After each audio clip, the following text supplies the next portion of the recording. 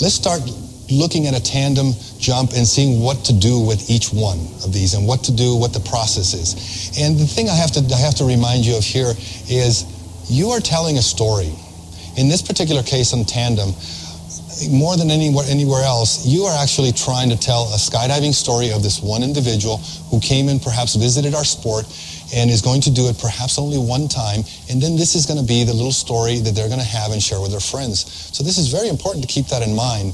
So what do you want to do? In most cases, the video photographers have, or the tandem photographers have, a formula where they tell a little story, sort of an on-camera edit, where they do the whole story of them getting dressed into the airplane and so on. But we're going to focus on what happens in free fall, because that's really what we're here to talk about, is flying the camera and shooting in free fall. So I guess one of the first elements is the exit.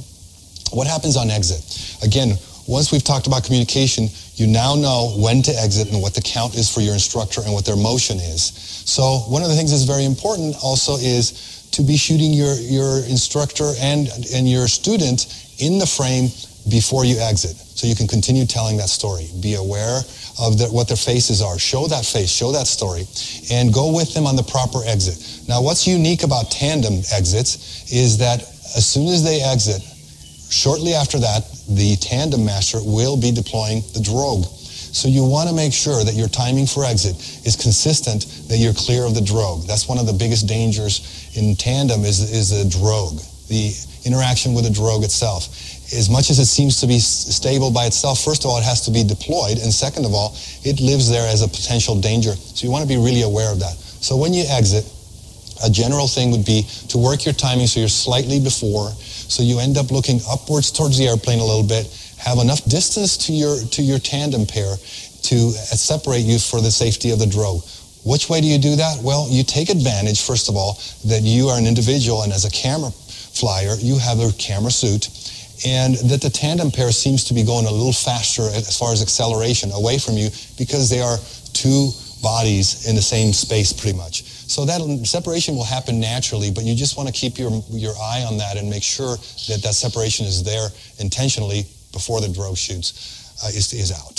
So now, once you've done that, you're in the spirit of telling the story, you can do a number of things. One of the things I like doing, for instance, is I like to start from the top. Generally speaking, you have that separation to begin with, so if you actually start from far away, which you normally might be already, why, instead of fighting that distance, why not use that distance in your favor? And what I mean by that is let them be small in the frame for just a little bit. You have time. So let them be small in the frame for a little bit, and guess what that does?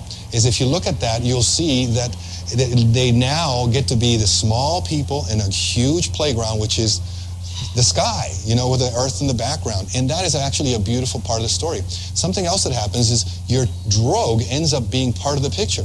And guess what that does? It solves the mystery that could happen later in the audience looking at this video, which is, what are they hanging from, this drogue thing?